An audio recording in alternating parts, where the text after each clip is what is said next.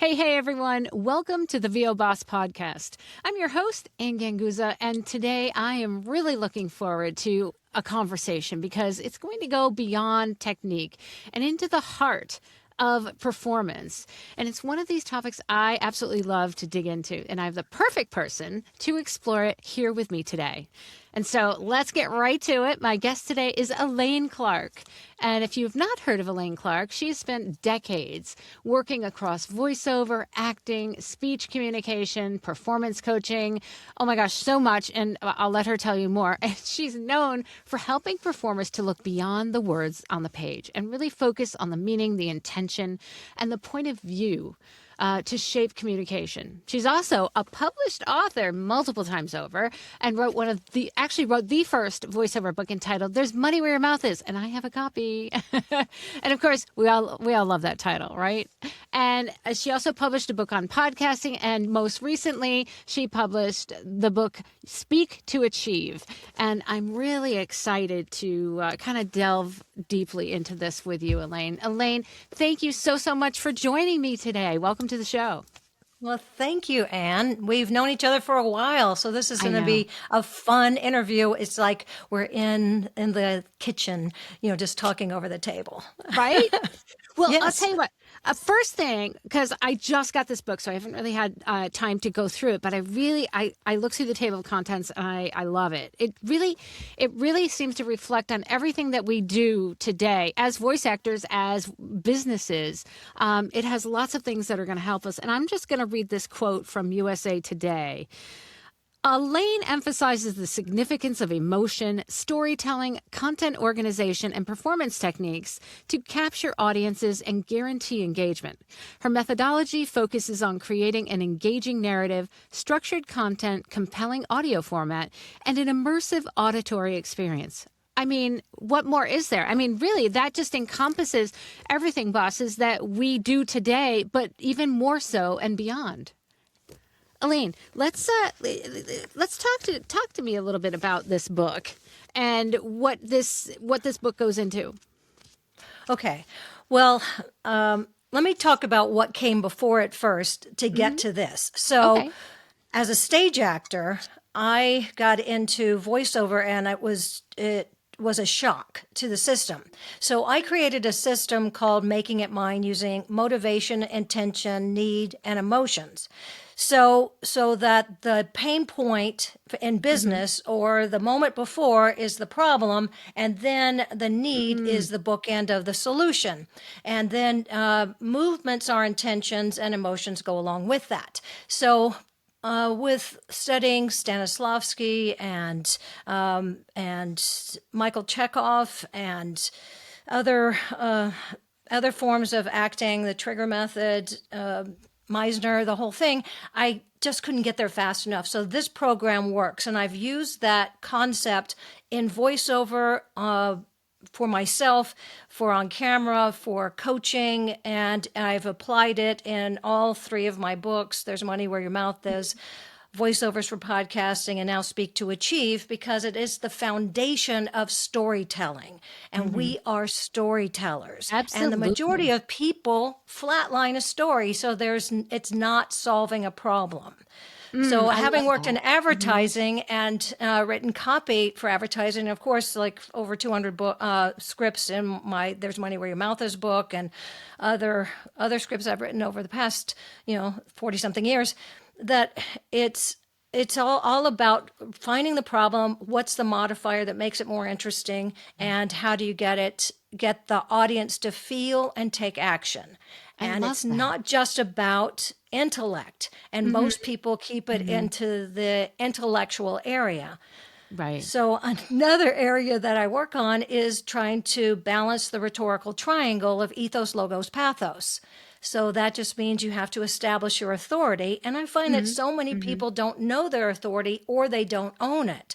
So if it's in voiceover, you may not know how an authority acts, but in Speak to Achieve, I interview people in the various businesses I've worked with. So it gives you an insight on how to do it and what their issues are that you can relate to when you're playing these characters. So Well, it's an additional element for voice yeah. actors as well as everybody. You said so many things that kind of echo what I use today to coach. And it's funny because, as you know, I do a lot of the non-broadcast and, corporate and e-learning. And that moment before, I love that you said that, because the moment before in solving the problem, and whether you're, teaching, or you're actually going to help solve the problem to educate the student, right, in a certain area.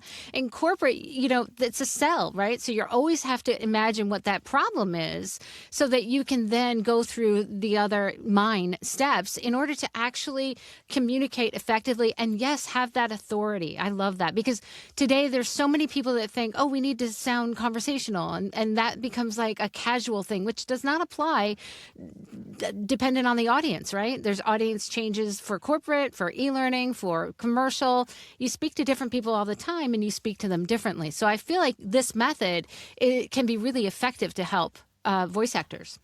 And I also have a chapter on what's the difference between talking at, to, and with. Yes. So that's So an adjustment. And I also, going back to advertising and any sort of sales, I never think of it as sales. It is about a suggestion.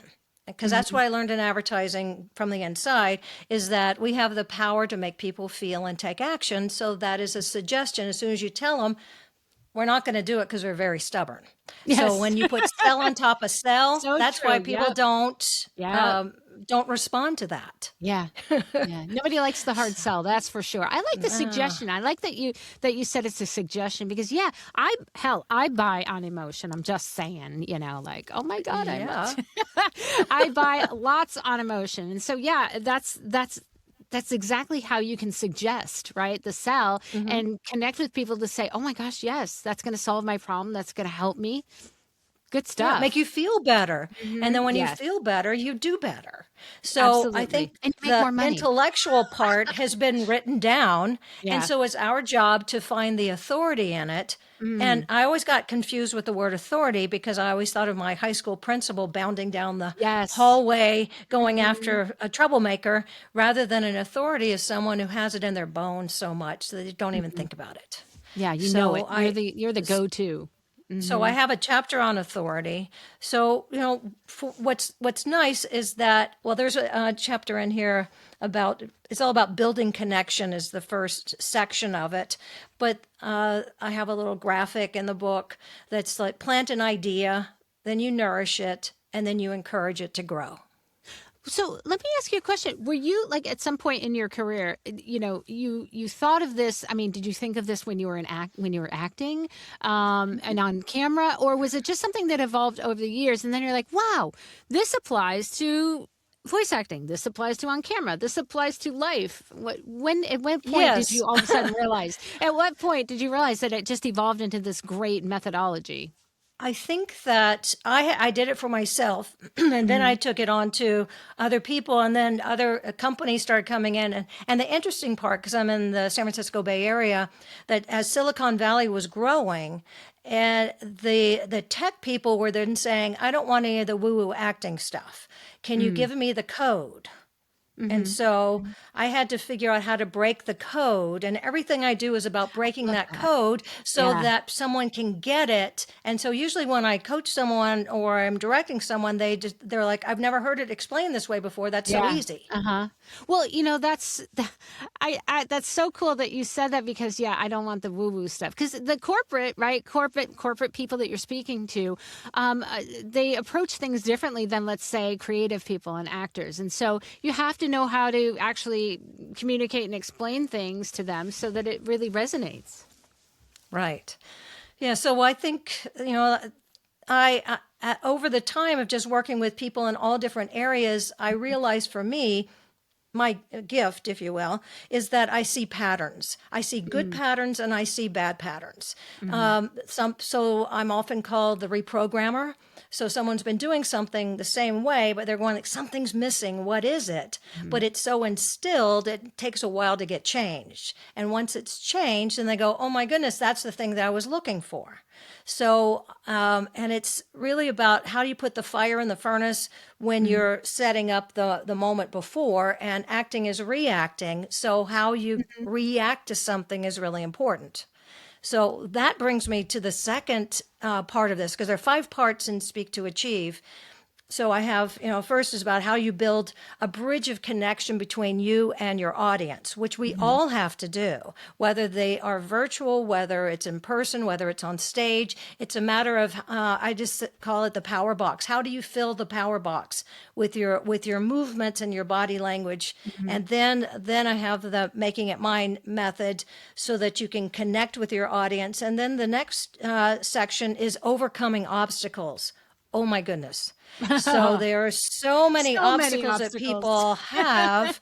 And so I have, just movement adjustments. So sometimes the actor or the performer is doing a good job, but they're not coordinated. I think that's the number one issue that people have. They know to move, but they're not moving with purpose.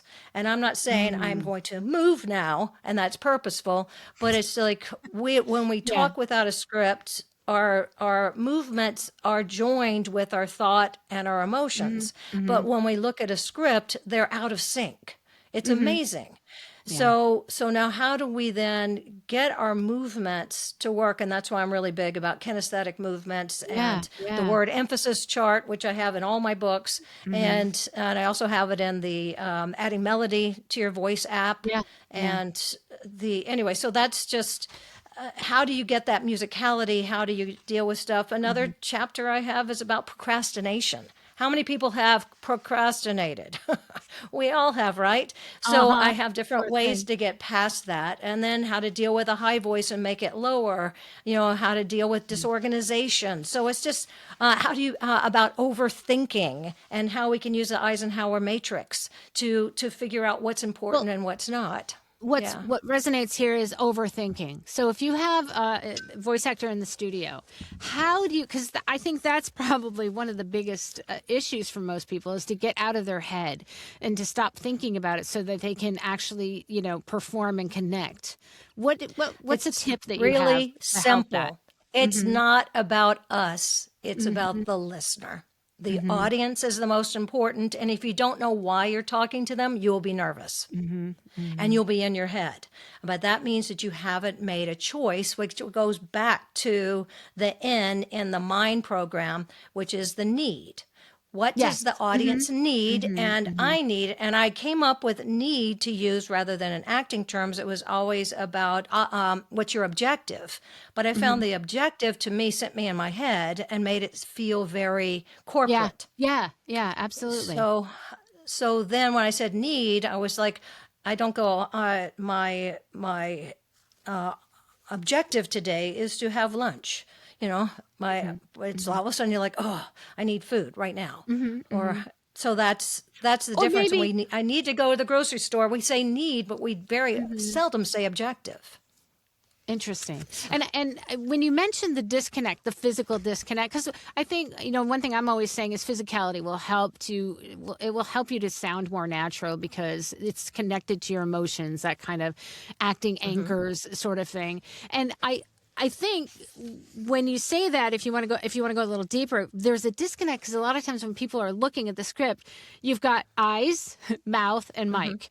And so the disconnect happens because there's so much more to it than just your eyes, mouth, and mic. There's hands, I mean, all sorts of movement that can really help you to express and have a point of view and an emotion. So I think too many people are eye, mouth, mic, and they don't get out of that. No, it's the whole package from the Mm-hmm. bottom of your feet all the way up to past the top of your head and past the extension of your hands. The Mm-hmm. same way you would be with talking to a friend. You don't just walk in and quit moving. That's like a Yeah. really disengaged conversation, or a Mm-hmm. really bad, boring party when you just stand there and don't move. So, how you move is based on your authority, where people have issues with figuring out what kind of authority because they just throw out that word authority.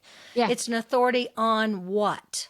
Mm-hmm. And we're authorities on all sorts of emotions, some more than others. Mm-hmm. And so if we have to do a substitution of the authority because the you know, the part of our brain that's going to protect us from telling a lie, for most people, would say, no, you've never been a doctor. I'm going to make it sound like this medical Mm, speak doesn't really sound like you're a doctor. Therefore, you don't get the job. But instead, what is the doctor's job? And we know that there are different doctors that have different mhm, emotions and different styles. It's mhm, the one that you resonate with. And so every time I study people, and I'm mhm. not saying that's, like I'm stalking them or anything, but I just study, I mean, like I'll just give an example. Creeper. I was my husband had run into the store to pick up something, and a Mhm. family of nerds came out. I didn't think that this family would exist, but it actually did. They all had sort of a slumped posture. Their Mhm. pants. It was a father, mother, son, and daughter. They were all kind of dressed the same way. And yes, the father had a pocket protector with an ink stain I was in just the going to ask you pocket. that. Yeah. And the kid had glasses with tape around the top Yeah. of Oh it, my gosh.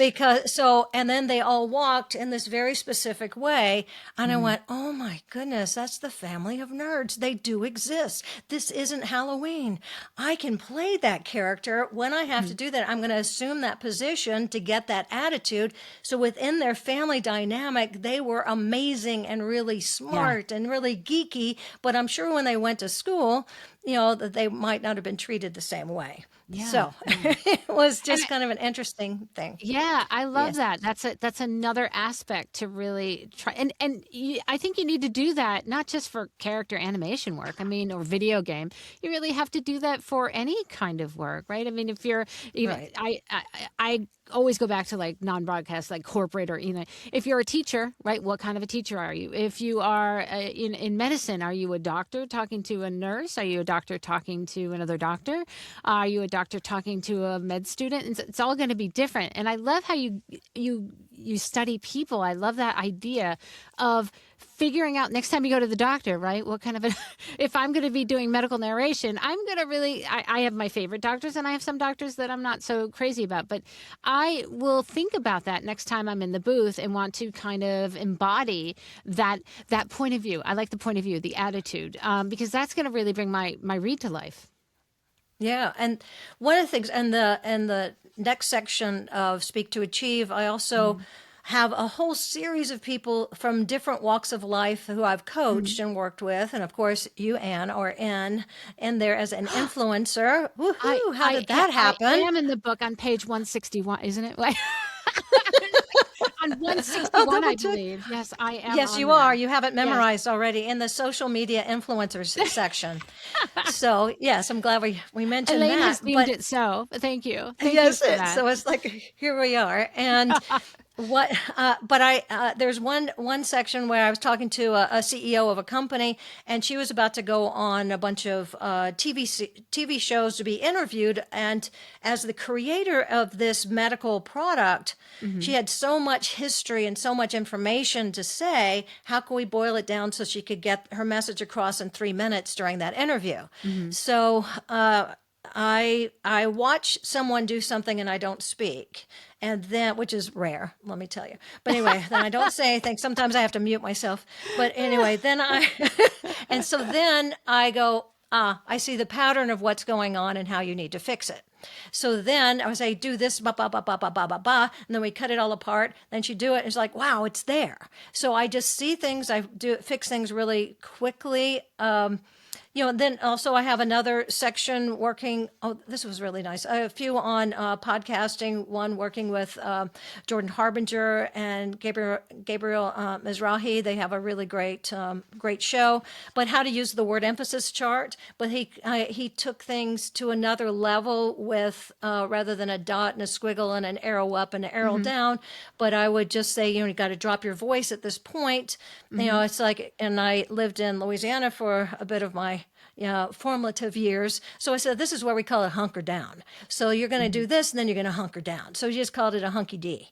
So when he had to drop his Hunky drop D. his pitch, he would go, oh, it's, and he'd just write HD on it. And then Mm. I worked with this other person on how Now, wait, to, yeah, before you do that, can I ask you, yeah. so when you were directing him and you said, okay, you got to go down on this. So were you explaining, like, why are you going down on this? Was Because there you're like an digging emotion in. behind it? Okay. Yeah, because you've set up, there are always three sections to anything we do: the setup, the Hmm. body, the resolve. So if you set up the problem, and then you've got to knock it down and give the Okay. solutions. And Hmm. and sometimes they're in sections, and then you have to start all over. So you have to look for the pattern. So once you know the pattern, it's really simple to do this job. And then, but finding the pattern is where most people start at the very beginning and Hmm. reinvent the wheel every time they see a script, when that's not necessary at all. There's a pattern there to everything. And so that's all my books are all about: the I mean, patterns. If you find yeah. the patterns, you can do this without with Uh-huh. a cold read. Okay, I So, love that. Like, there's a pattern to what? The writing, there's a pattern to, yes, I always say there's a it's pattern. always a There's a, problem. right. It's Yep. always a Yep. solution. Hmm. Boom. And then we And in have the stuff in between, the middle. you got the That's stuff that, the like, intentions and the emotions. I love that. And it's also like, if you've got a script and you haven't broken it, it's the storyline. It's the backbone of the Yeah, story as it's the well. problem to the Mhm. solution. How Mhm. can you solve it? If we didn't have a problem, we wouldn't write something. Mhm. It's that Yeah. simple. We wouldn't Yeah. write a book. We wouldn't write a movie, a TV series, Mhm. scripts, anything. Otherwise, we just sit there and go, well, I can look at that laundry. It's doing a great job just spinning that. That's pretty awesome. Yeah. So, but that's not that. No one wants to watch that. So there's more stuff. And I have just, even I work with, because I'm a writer too, that I work with people putting together their presentations, and when they're Mhm. pitching accounts to try to get funding or whatever. And I had one Dan, the produce man. So he sent me his we talked, and he wanted to go to a company and get sponsorship. And so I looked at what he had. I said, "You got great information. It's just all jumbled together. It doesn't have Mhm. a story arc." So I Mhm. took it and I applied the same thing, the same concept Mhm. with the story arc, with the problem with the. And so he sent it off to this major company. The next day, that person at his contact at that company said, "This is it. We're going to give you the full amount." So it's how you write it. Then So, another person, yeah, go ahead.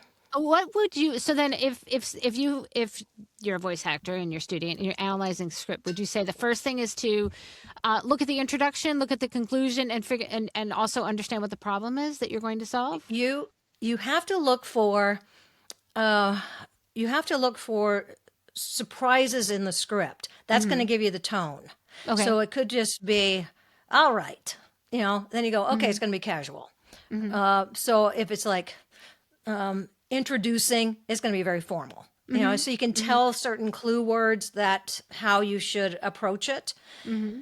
But you have to identify what the problem is, Hmm. and then to know what the opposite is that you're trying to solve. And that's what the Making It Mine method is all about. Most people don't do that. It's so simple, yet they don't do that. And that's why mine takes it a little further, Hmm. so that your acting is reacting. So you're reacting to the problem physically, which then brings up your natural history within your body, Hmm. which Hmm. then you can put into your performance, which opens up your movements, which now are connected to your voice to get to the solution that you care about. Mm. But that's but first, there is resistance, because the logical Mhm. side of the brain doesn't like to be told what to do. It Well, thinks it has it all figured out. would you? So then, let me ask you: would you say that a lot of voice actors might get a script or an audition in front of them, and then they look at like all the specs and the casting specs and direction, and then does that get them off in their head, as opposed to like, really, okay, what's the problem? Going through the everything that you just talked about. Would you say that throws them off a little bit because they're trying so hard to meet the specs? They're thinking about themselves and not the audience. Mm. That's the problem. So then, So should they once you ignore flip the it, specs? Should no, they you have ignore? to say, why are they there? I know, Okay. working in Mhm. advertising, how they got there. So there are a couple different choices of why it's there. They've been working on this one ad for 6 months, and then someone up above tells the underling that go ahead and send out the audition and post that wherever it is, and we need it by tomorrow. And now it's 4 o'clock. So then if it has too much conflicting information, they've gathered information from everyone on the team that tells all different stuff. We want you to sound like Lily Tomlin and James Earl Jones Yeah. at the same time. You're going, huh, huh, huh, huh, huh. How do I do that? Do you want a funny low voice? I mean, what does that mean? How can that be interpreted? So that just means that it didn't have time to distill the information. And then you can also tell when it's a beginning person at the ad agency, because it'll be a tagline, but it has like 6 pages of instructions of what to do. And that's why I always just take the approach that one of the directors I had some years ago said, just make the most of the silly ass copy. That's all we do. That's all we do. I love that. So it takes the pressure off of us. Yeah, that's such a great way to look at it. Yeah. But I know that it takes your nervousness, your pressure away from having to meet every single spec that's in front of you. So the voice is the given. We either have a great voice or not a great voice, which can be used. We have a comedic timing, or we're very serious, or we're warm and friendly, or we're quirky, whatever that is, we have to embrace. And then we have to trust it. And trust is the main issue in performance, a lack of trust. And so when you're in your head, it means you don't trust yourself. So that's why you can look at it and go, I get the general idea that filled in some gaps of what hat I should wear today, what authority I am, because I'm a different authority talking to my mother, or I'll let her be the authority because she insists, because of the hierarchy, and she's 92, so I'll let her do that. So anyway, there's that. There's that authority. There's another one when I'm talking to a friend. So it's just about which restaurant to go to. I've tried this one. How about? But it was okay. But what about this other one? So that's another kind of authority, but it's more casual. So that you have to figure out which hat you put on based on who you're talking to, and that once again is your audience. And then trust. Trust is such a and then trust it. So that seems like such an easy thing to say, but I know that there's a lot of actors that struggle with that. What sort of things can they do to trust themselves? You have to overlearn so that you can trust.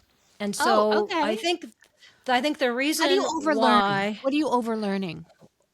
Well, I couldn't just be a voiceover and on-camera actor without working at a casting director, without office, without working in radio and TV sales, without working in a recording studio, without being behind the scenes to see what's there. It's the same thing with me going into businesses. I go, this is why. This is why they treat us this way, or this is what's going on. Because I coach a lot of businesses that hire talent, and I know what they say about us. So then I do, and they don't want us. They don't want us because we love our voice too much. Yes. And so they want someone who sounds like an authority. Yeah. So and what great advice! I had to fill it inside me. So let's say they can't physically, work for a company, or you know what I mean, or visit a company. Or I mean, one of my ideas, you just kind of voiced out like what I did back in the day when I wanted to get good at corporate. I signed up for every mailing list there was, so that I could understand the company and who they were, who their demographic was, how they feel about their products, and what their what their brand mission statement is. And so that's really something where you're educating yourself, maybe not when you can't go and train a corporate, person or anything like that.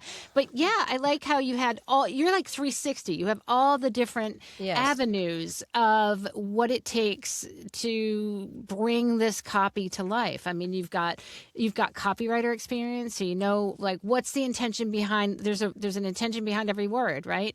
And then who are you and talking the research to? that goes into it. Yeah. and the meetings. I always tell people, my gosh, I mean, companies have whole departments that, try to get leads and study like demographics and study who their avatar is, right? Who their person they're selling to is. And so any voice actor that just runs into their studio and says, "Oh, I got this," and they don't really think about it, and they're not thinking about what is the true purpose. What does this mean? I know a lot of times there are actors that just they don't know what it means. They just kind of breeze over it, which is like neutral, which is reading. And that doesn't do anything for being a storyteller. Yeah. Yeah, neutral equals bad. Yeah. So, yeah. and our job is to make someone feel and take action. And if we're neutral, we're not going to take action. In fact, we're going to go the opposite direction. And so even if this is where taking a even leap if of faith. Even if you're just talking, let's say, like, why is somebody talking about corporate responsibility in a script? Like, who cares of that, right? There are many people who care about that. Because there was a problem. Exactly. There are lots of reasons to put corporate responsibility in there. Yes, there was a problem and they have to solve it because they have to proclaim this is how we are being corporately responsible. And understanding that as somebody who's voicing copy like that will give you a whole new perspective and really put you in the mix to make you sound like a believable authority and brand voice for that company. So, right. And it's also the subtleties that most people miss the subtleties. So they just go for the broad. Yes. And you have to, that's where those little clue words are in there, but it's also about imagination. So if you don't have imagination, you can't bring the words to life. And your point of view, your authority makes you real. Not having a point of view, not knowing what position you are within the company and how you would feel doing that, means that you will sound like an actor. Now, so it's really pretty simple. Yeah, and I get that. And it's funny because I hear the term point of view. I even use it myself, point of view. I think that's the icing on the cake. What's your point of view? How would you explain that to voice actors? Because I think they might have a misconception about what is point of view. It's my opinion. Not necessarily. Explain what point of view means to you. Point of view means that you know how you feel in that situation. And so I think back on an acting class I took, a long time ago, that decades ago, and I was like, I need to be able to get to my emotions faster. Because this is what the business requires, and it's not like 4 to 6 weeks of rehearsal and I can find it. I need it now. So I looked at my notes, and I had a phrase that said, "Acting is not an idea." It was just written kind of small, and about 5 pages later, it got a little bit bigger. 5 pages after that, it got bigger, and then pretty soon it was acting. 1 page is not an idea, and each one of those. And the thing is, intellectually, I knew it, but it still took me a couple years after knowing it intellectually that I felt it. So acting is really about taking it lower in the body and then lifting it up out of it, out of its placement of where your comfort zone is. And when we attack it from the top, we're not an authority. We're just trying to book the job or get something done or whatever it is. But instead, what is your point of view? And so I think I spend more time thinking about the situation and the person and what you would do in that situation rather than the words, because the words are already there. Right. So I have to think, oh, okay, I'm going to channel this doctor. They have 10 minutes per person, so I have to be efficient, but I also have to look at a chart. I'm going to act like I'm friendly to you, but I'm not only going to halfway listen because I have to do some other stuff. I'm going to ask you some other questions. Because he's annoyed that they have to take notes. And then I have to, and then I'm going to disappear. And then, but I'm not going to tell. What? Yeah, but that's why we just sit there and go, do I get dressed? What do I, are we done? I don't know. I don't know what's going on. And then they come back in and they say, oh, here's a pamphlet or whatever, but they didn't tell you. So I know that it's, there's certain elements, I love bosses, do you see how far she went into that, right? Before she even, I'm saying, like, theoretically speaking, you thought of all of that. Okay, I'm sitting in the doctor's, and he left, and then, oh, he's annoyed because he's got to take notes and all that. And so I think, like, we have to do that, bosses, because you completely created a scene. You got yourself into it. You had the emotions about it. And so I think that would do so much to help actors get into out of their head and into the actual, scene. So We shouldn't sound like we're just in front of a microphone. Yeah. We need to sound like we're in the real situation. Good And so, stuff.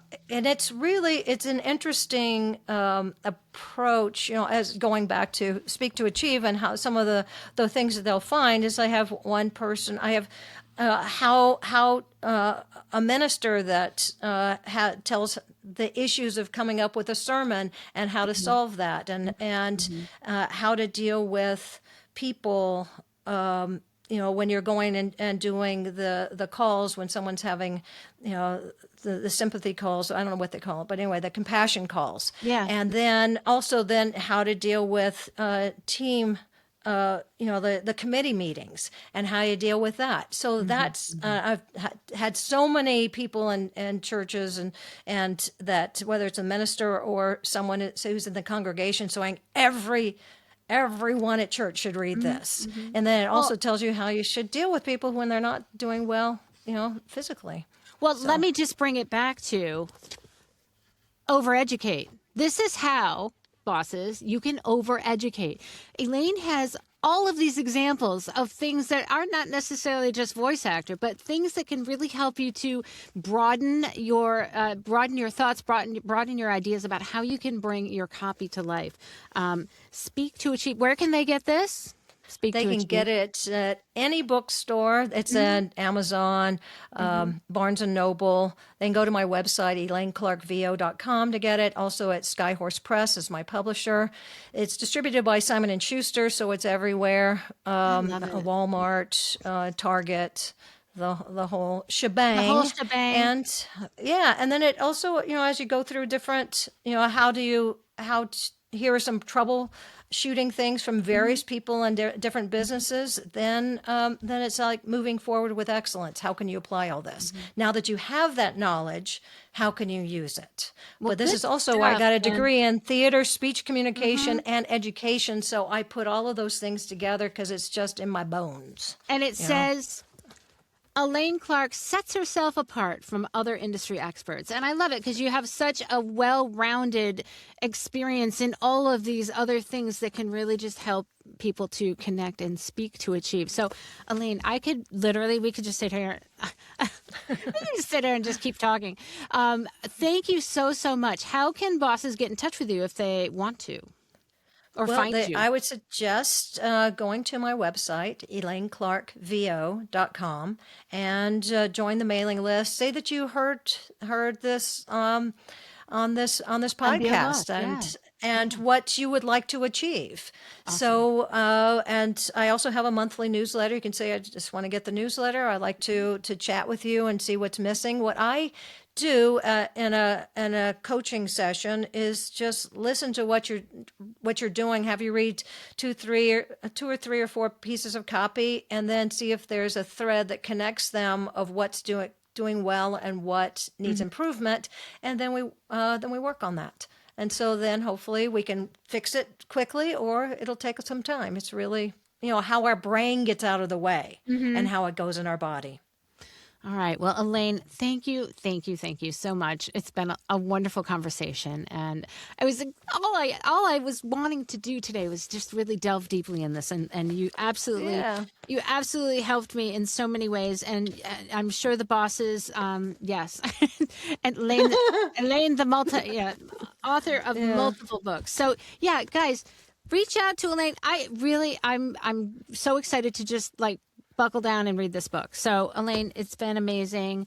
Bosses, contact Elaine, get that book, and overeducate yourselves. Yeah, that's when you trust yourself, exactly, and then you relax and you have fun and you share the amazing talent that you have. Yeah. And then you book lots of big gigs and make tons of money. There you go. There's your Absolutely. business. All right. I'm going to give a great big shout out to our sponsor, IPDTL. You too can network and connect and speak to achieve, and find out more at IPDTL.com.